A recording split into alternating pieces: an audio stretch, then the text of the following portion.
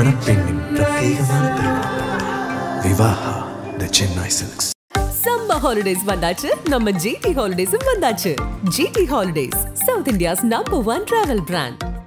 பழைய நகையை கொடுத்து வைட் 11 monthsல அதே அடைக்கு புது நகையை எடுத்துக்கோங்க. எக்ஸ்ட்ராவா ₹1 தர வேண்டாம். Magic old gold exchange. பையன் வேலைக்கு போனான், என்னமோ அங்கே பிரச்சனை, வந்தான், சூசைட் பண்ணான், செத்துட்டான். இது ரெண்டு நடந்ததுல இருந்து எனக்கு இப்போ ஏதாவது ஒன்று நெகட்டிவாக நடக்கும்போது பேசாமல் சூசைட் பண்ணிக்குவோமா அப்படின்னு தோணுது.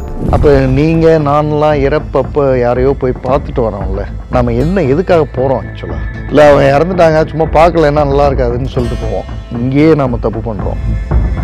எங்க ஏஜ்லேயே வந்து சூசைட் பண்ணுறதுக்கு என்ன மாதிரி காரணங்கள்? ஏன்னா இதுக்கு முந்தின காலகட்டத்திலையும் இது இருந்தது.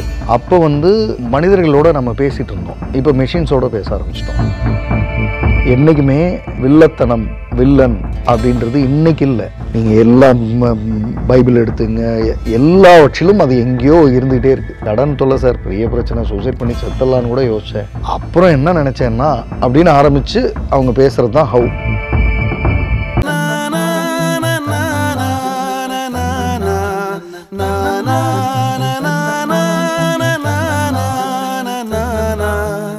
இந்த சூசைடல் தாட்ஸ் வந்து நிறைய பேருக்கு வரதை பார்க்க முடியுது சார். ஸோ இதுக்கு இப்போ இந்த ட்ரெண்ட் ரொம்ப மாறிடுச்சு. ரொம்ப நம்ம கவனிக்கக்கூடிய டாபிக் பேசிகிட்டு இருக்கோம், நம்ம எல்லோரும் தெரிஞ்சுக்கக்கூடிய டாபிக் இது. இதுக்கு என்ன சார் ஒரு முடிவு? ஏன்னா இந்த தாட்ஸ் தான், அதாவது எப்படி சொல்லலாம் அப்படின்னா, இதுதான் ஒரு முடிவாக எடுத்து அவங்க போயிட்டுருக்காங்களா, டக்குன்னு அந்த தாட்ஸ் வந்துடுது எல்லாத்துக்கும். அன்எக்ஸ்பெக்டடை ஃபேஸ் பண்ணுறதுக்கான ஸ்கில் ஷார்ட்டேஜ் தான் சூசைட். அன்எக்ஸ்பெக்டட், சட்டுன்னு மாறி போயிடும் உலகம். நேற்று ஆக்சிடெண்ட், நினச்சி கூட பார்க்க முடியாத வழி. இப்போ அந்த குடும்பம் சார்ந்த மனிதர்களுக்கு இந்த அன்எக்ஸ்பெக்டடை தாங்கக்கூடிய திறமை ஷார்ட்டேஜாக இருக்குன்னா, ஈஸியஸ்ட்டு சாய்ஸ் என்னென்னா நம்ம இனிமேல் வாழ்ந்து என்ன பண்ண போகிறோம் அப்படின்ற இடத்த நோக்கி அந்த தாட் நகரும். அப்போ நீங்கள் நான்லாம் இறப்பப்போ யாரையோ போய் பார்த்துட்டு வரோம்ல, நம்ம எதுக்காக போகிறோம் ஆக்சுவலாக? நம்ம இல்லை அவன் இறந்துட்டாங்க, சும்மா பார்க்கலன்னா நல்லா இருக்காதுன்னு சொல்லிட்டு போவோம். இங்கேயே நாம் தப்பு பண்ணுறோம். ஆக்சுவலாக நம்ம போகிறதே அந்த ஸ்கில் ஷார்ட்டேஜை ஸ்ட்ரென்தன் பண்ணுறதுக்கு தான் போகிறோம். நாங்கள் இருக்கோம், we are with you, we will stand with you in this tough time அப்படின்றத வேறு விதத்தில் சொல்கிறதுக்கு தான் போகிறோம். ஆனால் ஆச்சரியமாக நம்ம போய் அவர் செஞ்ச நல்லதை சொல்லி இன்னும் அழுகையை அதிகப்படுத்திட்டு வருவோம். ஒருவேளை முன்னாடி நின்றுருந்தார் அப்படின்னா அவர் இறந்துருக்க மாட்டார். என்ன சார், அந்த சப்போர்ட் முன்னாடியே கொடுத்துருந்தார் அப்படின்னா இருக்கலாம் அந்த சப்போர்ட்டை ஒருவேளை இந்த உலகம், ஆனால் அது அன்எக்ஸ்பெக்டட், அதுக்கு ஒன்றுமே பண்ண முடியாது.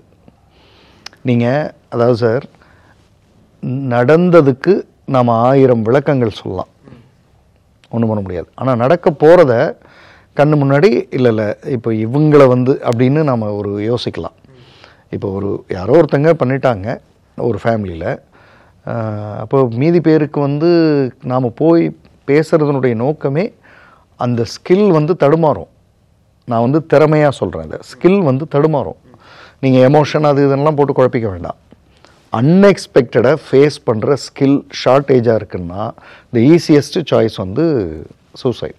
ஆனால் சார், இந்த அன்எக்ஸ்பெக்டட் ஸ்கில்ஸ் ஷார்ட்டேஜ் எல்லா காலத்திலும் இருந்திருக்கு சார். எல்லா காலத்துலையும் இருக்கும் 70 வயசுலையும் வரும், 80 வயசுலையும் வரும், 5 வயசுலையும் வரும். ஆமாம். ஆனால் இப்போ அதுக்கான அதை தாங்க முடியாமல் இருக்கிற அளவுக்கு மன ரீதியாக உடஞ்சி போய் எங்கள் ஏஜ்லேயே சூசைட் பண்ணுறதுக்கு என்ன மாதிரி காரணம்? ஏன்னா இதுக்கு முந்தின காலகட்டத்திலையும் இது இருந்தது.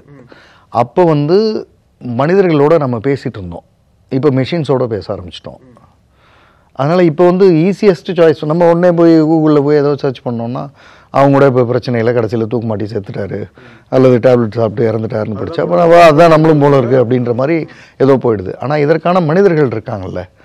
நீங்கள் சில படங்களில் பார்க்கலாம், சில காட்சிகள் பார்த்திங்கன்னா அந்த இறந்து போய் அந்த மாதிரி தனித்து விடப்பட்ட ஆட்கள்கிட்ட பேசுகிறப்போ சில பேருடைய அந்த கோ கேரக்டர்ஸினுடைய அப்ரோச் பார்த்திங்கன்னா,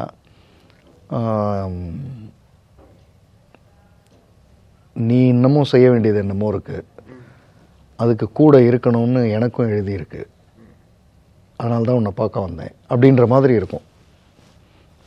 இந்த டயலாக்ஸ் இப்போ நான் சுருக்கமாக சொல்கிறேன், இப்படி தான் இருக்கும். இதுக்கு தகுந்த மாதிரி பாட்டு இருக்கும், இதுக்கு தகுந்த மாதிரி 4-5 சம்பவங்களை ஃபேஸ் பண்ணுறப்போ பக்கத்தில் வந்து நிற்கிறேன், இந்த மாதிரி ஏதோ இருக்கும். அது கிடச்சிருச்சுன்னா நல்லது. ஆனால் அதையும் இந்த உலகம் கொடுக்கணும்லாம் எதிர்பார்க்க முடியாது. ஏன்னா அது எப்படா இவன் வீழ்வான், இந்த இடத்த பிடிக்கலான்னு அதுக்கு ஒரு குரூப் இருக்கும். அதனால் அப்போ இதை செல்ஃப் சஸ்டெயினாக பண்ணுறது தான் கரெக்ட். அப்போ என் அன்எக்ஸ்பெக்டடாக ஃபேஸ் பண்ணுற ஸ்கில்லை நான் இம்ப்ரூவ் பண்ணுறது மட்டும்தான் இதற்கான ஆல்டர்னேட். சரி, அப்போ அன்எக்ஸ்பெக்டடாக ஃபேஸ் பண்ணுற ஸ்கில்னால் எமோஷ்னலி பேலன்ஸ்டாக மாறுறது. எமோஷ்னலி இம்பேலன்ஸ்டு தான் சூசைடல் தாட்டை நோக்கி ஓடுறது. அப்போ எமோஷ்னலி பேலன்ஸ்னால் என்ன? எல்லாம் நடக்கும்.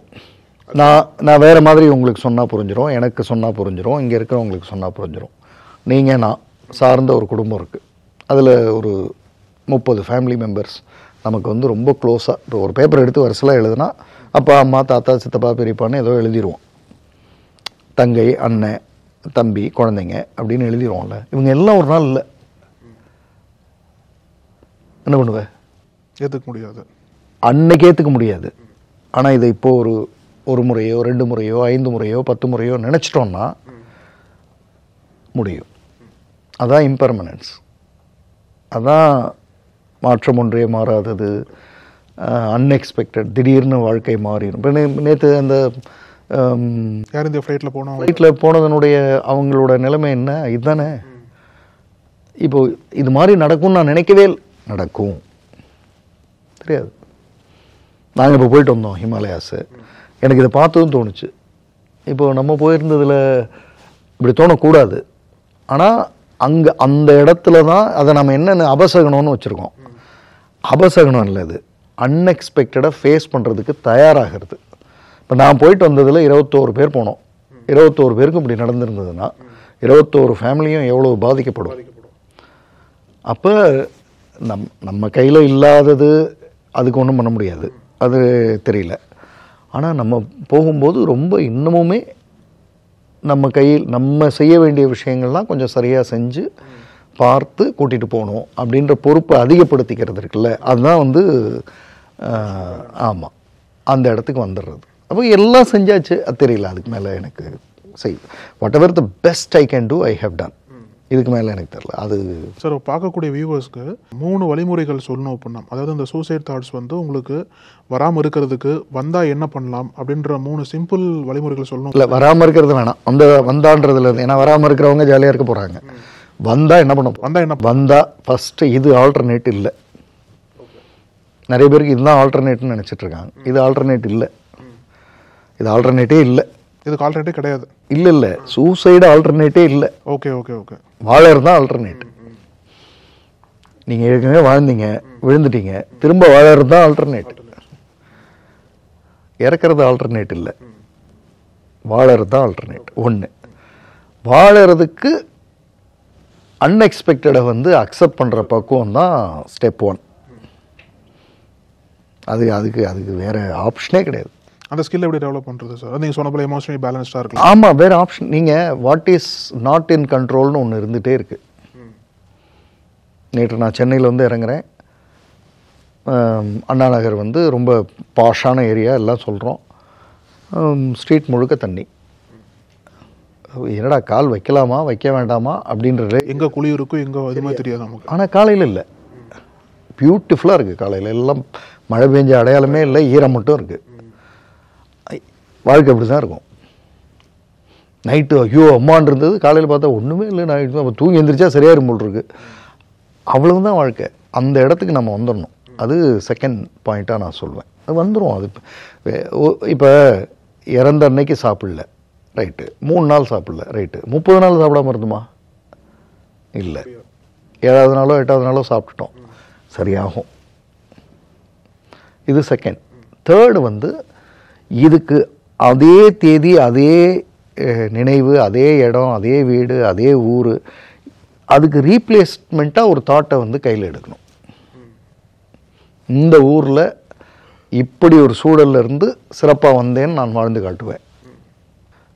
இப்போது மார்க் எடுக்கல, பையனோ பொண்ணோ அப்படி சூசைட் பண்ணிட்டாங்க அப்படின்னா, மார்க் தேவைதான், மார்க் இல்லைன்னாலும் உன்னால் ஜெயிக்க முடியும் அப்படின்றத பற்றி 1000 முறை நான் பேசியிருக்கேன் குழந்தைகள்கிட்ட. அப்படின்னு ஒரு விஷயத்த நீங்கள் தான் செய்யணும். நீங்கள் மட்டும்தான் அதுக்கு தகுதியான ஆள். உங்கள் பொண்ணுக்கு இப்படி நடந்துச்சு அப்படின்னு பேசுறதுக்கான முழு தகுதி உங்களுக்கு தான். நம்மளுக்கு தான் பெயின் தெரியும். பெயின் தெரியும். நீங்கள் தான் அந்த பெயினை வந்து இன்னும் அழகாக எக்ஸ்பிளைன் பண்ண முடியும். 10 மார்க் இல்லைனாலும் கடைசி வரை என் புள்ள, அதை நீங்கள் தான் சொல்ல முடியும், வேறு யாரும் சொல்ல முடியாது. அப்போ அந்த இடத்த நோக்கி நாம் வந்து 3 ஸ்டெப்பில் நகர்ந்தோம்னா இது பண்ணலாம். இவ்வளவும் தாண்டி நடக்குதே சார். இப்போது சில விஷயங்கள் நம்ம கண்ட்ரோலில் இல்லைன்னு சொல்கிறோம். அந்த மாதிரி சூசைடை பற்றி நானாக ஃபஸ்ட்டு பேசுகிறேன், உலகம் முழுக்க பேசிகிட்டே தான் இருக்காங்க. ஆனால் பார்த்துக்கிட்டே தான் இருக்கும். சோகத்தில் நம்ம இதிகாசங்கள்லேருந்து எவனோ ஒருத்தன் தற்கொலை பண்ணிக்கிட்டான்னு வந்துக்கிட்டே தான் இருக்குது. அப்படின்னா மனித வாழ்வு, மனித இறப்பில் எங்கேயோ ஒரு பகுதியில் எதையும் ஜெயிக்கிற மனம்ன்றதுக்கு ஆப்போசிட் சைடில் ஃப்ரெஜைல், சின்ன ஒரு பிரச்சனை கூட உடஞ்சிரும் அப்படின்ற மனமும் இருக்குது. அது நம்ம வீட்லேயும் இருக்கலாம், நம்ம பிள்ளைகிட்டையும் இருக்கலாம், நம்ம மனைவிகிட்டையும் இருக்கலாம், நம்ம கணவன்கிட்டையும் இருக்கலாம். பார்த்து பேசணும் அப்படின்ற இடத்துக்கு நாம் நகர்ந்துடுறதும் நல்லது. ஸோ ஏதோ ஒரு வகையில் என்கேஜாக இருக்கோம் அப்படின்னா அதை ஓவர் கம் பண்ண முடியும். ஏதோ ஒரு ஸ்கூலில் ஏதோ ஒரு பையன் வந்து ஒன்னெல்லாம் எந்த பையன் பார்ப்பான் அப்படின்னு ஒரு பொண்ணுகிட்ட சொல்லிட்டு போயிட்டான். 2 நாள் கழிச்சு அந்த பொண்ணு இல்லை, ஃப்ரெஜைல் உடஞ்சிருச்சு. ஒரு சின்ன கல் எடுத்து போட்டால் உடஞ்சிருச்சு. அப்போ வீட்டில் வந்து அழகு வந்து முக்கியம் இல்லைம்மா, திறமை தான் முக்கியம், திறமை தான் அழகை கொடுக்கும் அப்படின்னு புரிய வைக்க வேண்டிய வேலையை நம்ம செஞ்சுருக்கணும். ஆனால் செய்யாமல் விட்டு அமிச்சோம். அப்புறம் சொசைட்டி பண்ணிருச்சுன்னு புலம்புறோம். சொசைட்டி பண்ண தான் செய்யும். சொசைட்டிலாம் கண்ட்ரோலில் இருக்காது. என்றைக்குமே வில்லத்தனம், வில்லன் அல்லது வில்லன்களில் பெண் அப்படின்றது இன்னைக்கு இல்லை. நீங்கள் எல்லாம் பைபிள் எடுத்துங்க, எல்லாவற்றிலும் அது எங்கேயோ இருந்துக்கிட்டே இருக்குது. அப்போ அது சொசைட்டியில் அது இருக்க தான் நம்ம தான் ஸ்ட்ரென்தன் பண்ணணும். ரைட் சார், நிச்சயமாக விழிப்புணர்வாக இருந்திருக்கும். ஸோ இந்த பேட்டியில் பார்க்குறவங்களுக்கு என்ன ரெக்கமெண்ட் பண்ண போகிறீங்க? புக்ஸா, மூவிஸ், அது மாதிரி? இல்லை, இப்போது நிறைய இப்போ நம்ம வந்து நான் பர்டிகுலர் பேர் வேண்டாம். இப்போது சினி ஸ்டார்ஸ் இதுலேயே இன்டர்வியூஸில் நிறைய பேர் பேசும்பொழுது ஃபெயிலியரை சந்தித்தப்போ நான் வந்து அப்போல்லாம் வந்து சூசைட் பண்ணிக்கலான்னு கூட நான் யோசித்தேன் அப்படின்ற லைனை சொல்லுவாங்க. ஆனால் ஆச்சரியம் என்னென்னா அதுக்கு அடுத்த 30 நிமிஷம் அவங்க பேசியிருக்கிறத கவனித்தா எப்படி அவங்க அதை அப்படியே திருப்பி போட்டு எந்திரிச்சு வந்தாங்கன்னு பேசியிருப்பாங்க. அதை வந்து கொஞ்சம் பார்க்குறவங்க வந்து, அதாவது இப்போ எனக்கு வந்து பெயர்கள் தெரியாமல் இல்லை, அது ஒருத்தங்களை சொல்கிறது சரியாக இருக்காதுன்றதுனால நான் அது வேண்டான்னு நினைக்கிறேன். ஆனால் அவங்க பேசியிருக்காங்க, இப்போது எல்லாருமே பேசியிருக்காங்க. அதாவது இந்த மாதிரி தாட்டை கிராஸ் பண்ணவங்க எல்லாருமே ஹவு தே கிராஸ்ட் இட் அப்படின்றத ஹவுன்னு சொல்லாமல் சொல்லியிருப்பாங்க. இப்படி சொல்லியிருப்பாங்கன்னு வச்சுங்களேன். நான் வந்து பேசாமல் சூசைட் பண்ணி கடன் தொல்லை சார், பெரிய பிரச்சனை, சூசைட் பண்ணி செத்தலான்னு கூட யோசித்தேன்.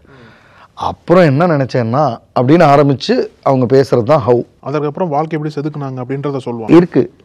அது வந்து யூடியூப்பில் ஏகப்பட்ட தமிழில் இருக்கிற, இன்டர்நேஷ்னல் லெவலில் இருக்கிற சாம்பியன்ஸ் பேசினது கண்ணு முன்னாடியே இருக்குது.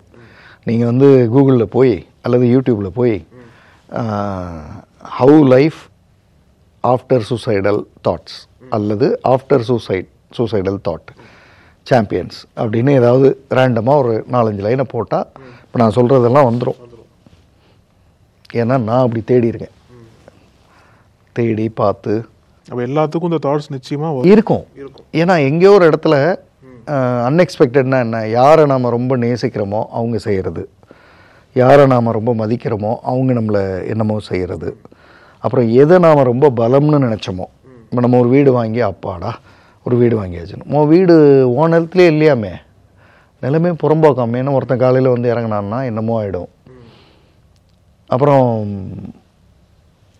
கடன் கொடுத்துருவாருன்னு நினச்சி கொடுத்தேன், 50 லட்சம் சார் போச்சு சார். நான் அன்றைக்கி நைட்டு 50 லட்சம் தான் வாழ்க்கை போச்சு அப்படின்னு. இந்த ரம்மி கேம்ஸ்லாம் போட்டு விளாட்றோம். அதாவது ஏதோ இந்த அன்எக்ஸ்பெக்டட் இருக்குல்ல, இதை தாண்டியும் இதை கடந்தும் யாரோ மனிதர்கள் சாம்பியன்ஸாக ஜெயிச்சு வந்து இருக்கிறத பேசிகிட்டே இருக்காங்க. நம்ம வந்து சூசைடு இருக்கிறதுன்னு சொல்கிற மாதிரியே சூசைடுக்கு அகென்ஸ்டாக அதை ஜெயித்தவங்க எப்படி ஜெயித்தேன் ஹவு அப்படின்னு பாயிண்ட் பை பாயிண்டெல்லாம் போடாமல் போகிற போக்கில் அந்த பேச்சை வந்து பேசியிருக்காங்க. நம்ம தமிழ் சினிமா இண்டஸ்ட்ரி எடுத்தாலே ஏகப்பட்ட பேர் அதில் பேசியிருக்காங்க. நான் ஒரு கட்டத்தில் வந்து ஒன்றுமே இல்லாமல் போயிட்டேன் சார். காலையில் சாப்பிட இல்லை, பிச்சை தான் எடுக்கலை, சரி முடிச்சுக்குவோம் வாழ்க்கைன்னு கூட யோசித்தேன். அப்புறம்தான் ஒன்று தோணுச்சு அப்படின்னு பேசினவங்க எவ்வளோ பேர் இருக்குது. அதை வந்து அதை பார்க்கணும். அப்புறம் பார்க்கறது முக்கியம் இல்லை, அதை ஃபேமிலியில் டிஸ்கஸ் பண்ணணும். அதை ஷார்ட்ஸாக பார்த்து கடந்து போயிடாமல் அதை வந்து அதில் இருக்கிற எசன்ஸை டிஸ்கஸ் பண்ணணும். ஆளை பண்ணக்கூடாது. ஏன்னா ஆளை இப்போ அவன் இருந்து விஷம் செத்தே போயிருக்கலாம் அப்படின்னு அதை நகைச்சுவையாக்கி நம்ம வேறு ஏதாவது பண்ணிவிடுவோம்.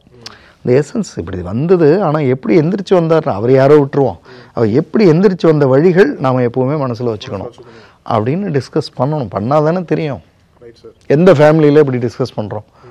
நாம் அடிக்கடி ஒரு வார்த்தையை சொல்கிறோம், இறந்ததுக்கப்புறம் நினச்சே பார்க்கலன்னு. நான் என்ன சொல்கிறேன், ரிவர்ஸில் நினச்சி பார்த்துருங்களேன். நீங்கள் இல்லாமல் இந்த குடும்பம் எப்படி இருக்குன்னு நினச்சி பாருங்க. நம்ம அதுக்கான இல்லை இப்படி யோசிக்கிறேன். இப்போ நான் அப்பா அப்படின்னு வச்சுக்குவோம், என் பையன் வந்து சூசைட் பண்ண வாய்ப்பே இல்லை, இதுதான் நம்ம நினைக்கிறது. ஒருவேளை பண்ணுறதுக்கு ஏதாவது அவனுக்கு காரணங்கள்னு இருந்தால் என்னவா இருக்கும் இந்த வயசில்?